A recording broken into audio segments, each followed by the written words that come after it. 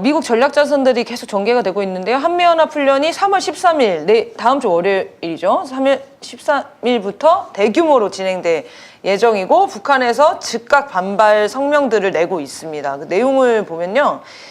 외무성에서 이제 발표한 담화는 미국과 남조선의 무책임하고도 우려스러운 무력 시위 책동에 강한 유감을 표시한다. 조선반도의 평화와 안정에 치는 군사적 적대 행위를 바로 중지하지 않으면 쌍방의 방대한 무력이 첨예하게 밀집 대치되어 있는 조선반도 지역에서 격렬한 물리적 충돌이 발생하지 않으리라는 담보는 그 어디에도 없다라고 하면서 군사적 충돌 가능성을 언급하기도 한 상황입니다. 네, 그리고 이제 많은 전문가들이 3월에 국지전 수준의 전투, 교전 상황이 발생할 수도 있는 아주 위험한 상황이다 이렇게 얘기를 하고 있는데요. 한미연합훈련 어떻게 진행되는지랑 북에서 나오는 이제 대응들 조금 더 짚어주시죠. 일단 3월 13일부터 11일간 훈련이 진행이 됩니다. 자유의 방패라는 이름으로 훈련이 진행이 되고 핵항공모함 지난번에도 말했지만 니미츠 함의 입항부터 시작해가지고 각종 전략자산이 전개될 거라고 예측이 되고 있습니다. 근데 이제 문제는 13일부터 본격적인 훈련이 진행이 되는데 3월 6일부터 해서 계속해서 미국의 전략자산이 고강도로 전개가 되고 있고 그 이전에도 이제 전략자산의 전개와 훈련이 이루어지고 있다는 게 매일매일 보도가 이루어지고 있습니다. 그래서 이 전략자산이 아니라 사실 전쟁자산의 성격을 가지고 있는 것이 아닌가 이런 생각이 들어요. 그래서 미국의 이런 핵항공모함, 핵 전략 폭격기 이런 것들이 우리의 하늘과 땅과 바다에 전개가 되면 북한과 중국과 러시아가 가만히 있나요? 그러니까 이것에 대한 대응이 이루어질 수밖에 없고 전략자산이 전개되는 순간 한반도에는 전쟁 위기가 본격화된다라고 봐야 할 것 같습니다.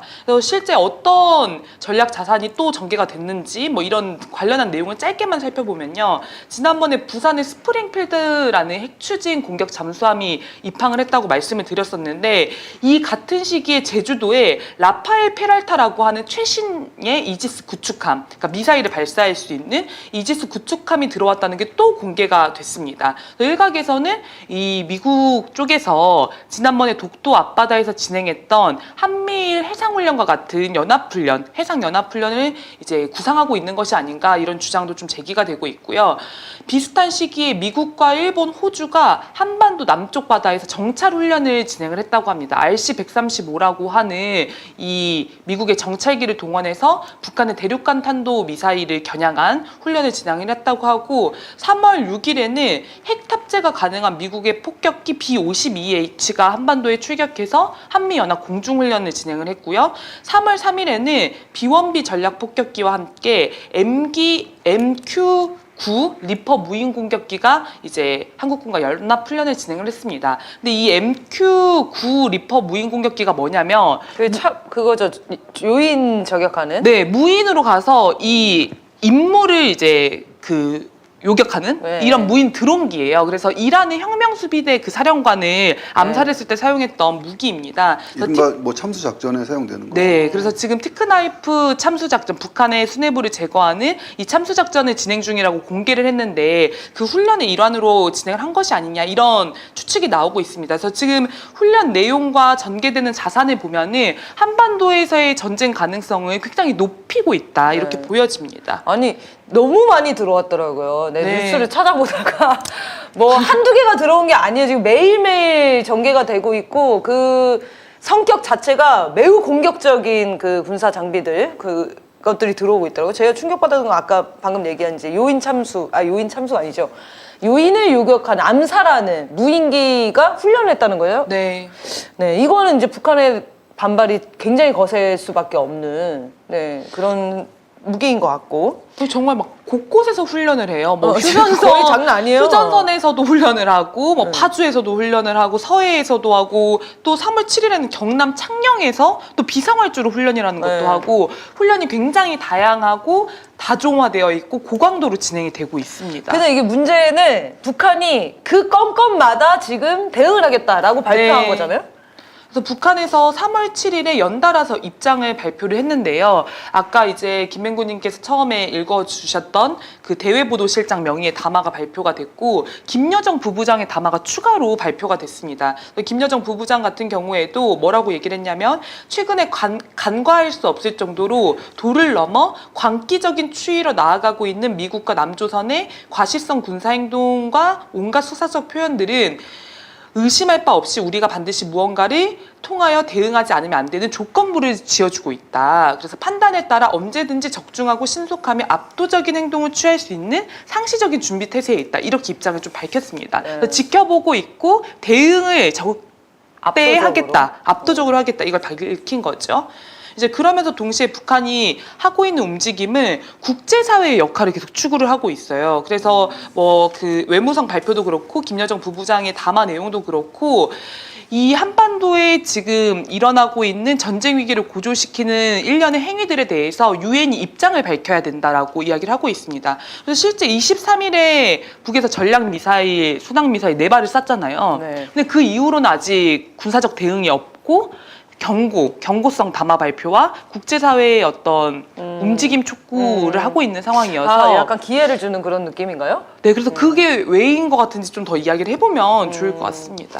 일단 군사행동 23일 이후에는 딱히 없다는 거고요. 네. 한미연합훈련이 13일부터 시작되면 아마 그때부터는 또 강경하게 군사 대응을 하지 않을까 이런 우려가 있고, 미국 인도태평양 사령관이 그렇게 얘기했잖아요. 북한이 태평양 지역으로 ICBM을 발사하면 즉각 격추할 것이다. 이렇게 발표를 했단 말이에요. 이것도 황당한 게 태평양이 지 거예요? 아니 태평양이 지 거냐고. 그거 다 거기 훈련하는 바다 아닙니까? 공해를 가지고 태평양 쪽으로 발표하면 즉각 격추할 거라 했는데 북한에서 그건 선전포고로 간주하겠다 이렇게 발표했어요. 네. 그 관련해서 이제 그 인태 사령관 그 사람이 이제 얘기한 게 이제 공식 발표라기보다는 그 한국 총영사를 만난 자리에서 개인 대화를 나눈 거를 누가 이제 전달했는지 모르는 조선일보가 그거를 단독 이제 입수해서 보도를 한 거예요. 높지 않아 봐 거기. 근데 이제 뭐 미국 국무성이나 미 백악관의 공식 발표는 아직 아닌 거죠. 근데 아닌 건데 어쨌든 3월의 전쟁 위기설 관련해서 김여정 부부장이 얘기했던 표현으로 보면은 태평양을 사격장으로 활용하는 빈도수가 높아질 거라는 표현이었거든요. 네. 그래서 이제 미국과 가까운 뭐 하와이나 괌과 하와이를 지나거나 근처에 미사일 발사 훈련이 될 수도 있다. 이걸 예측해 볼 수 있는 군사적 어떤 대응 형태인데요. 전 사실 아까 사나님이 말씀하신 파주가 더 주목이 됩니다. 왜냐하면 이거는 국지적 충돌까지도 염두할 수 있는, 우리 군대는 부인했지만은 미군이 적경 지역에서 포사격을 했다라면 그것은 상당한 국지적 충돌로 이어질 수밖에 없는 위험한 상황이기 때문에 제 생각엔 3월 달에 만약에 미국 앞바다라고 하는, 왜 태평양 하면 미국 앞바다 같은 이 고정관념이 있잖아요, 우리가요. 태평양은 사실 모두 전 세계인의 것인데. 전 미국 건 줄 알았어요, 진짜로. 저도 뭐 미국 영토에 쏘는 건 줄 알았어요. 하도 난리를 쳐가지고. 환태평양 이렇게 해갖고 마치 뭐 인도, 호주, 뭐 일본 여기 안쪽은 다 미국 앞바다 같은 느낌인데 사실 공해상이죠, 공역이고. 그런데 이제 북한이 어떤 탄도미사일을 날린다. 이것도 엄청난 큰 파장을 불러일으킬 건데 그건 어쨌든 이제 위기가 심화되는 거지 충돌은 아니잖아요.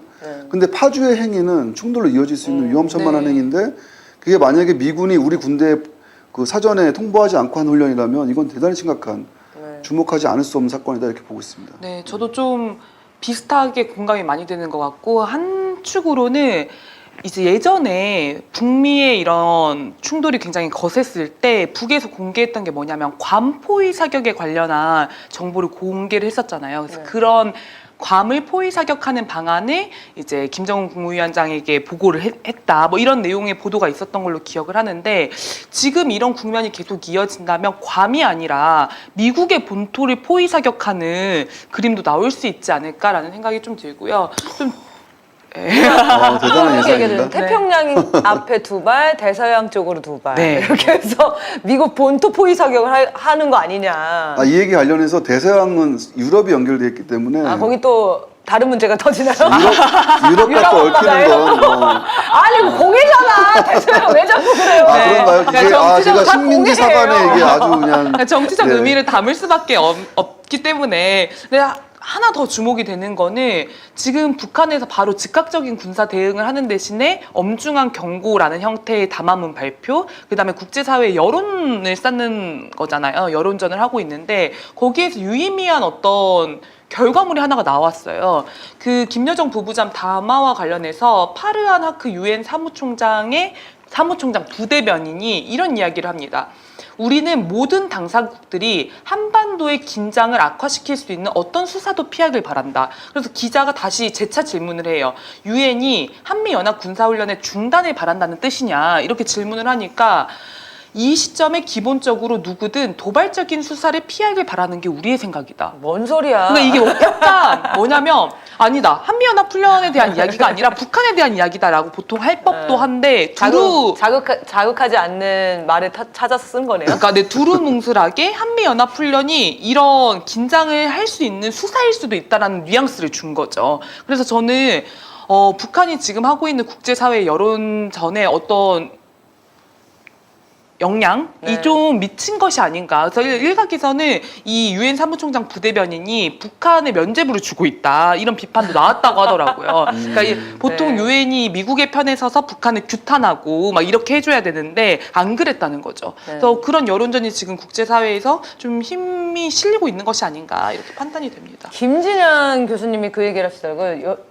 우리가 흔히 국지전이라고 하면은 예전에 천안함 사건이나 어떤 서해교전 그런 식으로 이제 상상을 하는데 지금 터지는 국지전은 미국 본토로 미사일이 날아가게 대응이 그렇게 돼 있다는 거예요. 그럼 핵전쟁인 거거든요. 그래서 이 작은 국지전도 일어날 수도 있지. 뭐 어떤 군사 분계선이나 접경 지역에서 그런 일들이 예상이 된다. 이 말이 예전과 완전 다른 무게감으로 받아들여야 된다. 그 정도 심각하다. 이렇게 얘기 좀 드리고 싶습니다. 그리고 뭐 저희가 누누이 방송에서도 말했었지만 지금 북한의 이런 정책 자체가 달라졌다는 이야기를 계속 드리고 싶어요. 북이 핵무력을 완성하고 나서 작년에 핵무력 법이라고 해서 이 핵의 선제 공격 내용을 담은 법을 만들었잖아요. 그러니까 핵의 운용에 대해서 법제화가 되어 있는 건데 그러면 사실 북한의 대응이라고 하는 것도 완전히 이전과는 달라질 수밖에 없다는 거죠. 그래서 단순히 충돌이 일어나면 그 곳에 한해서만 어떤 충돌이 있고 뭐 좀 괜찮아지겠지, 수습이 되겠지 네. 하는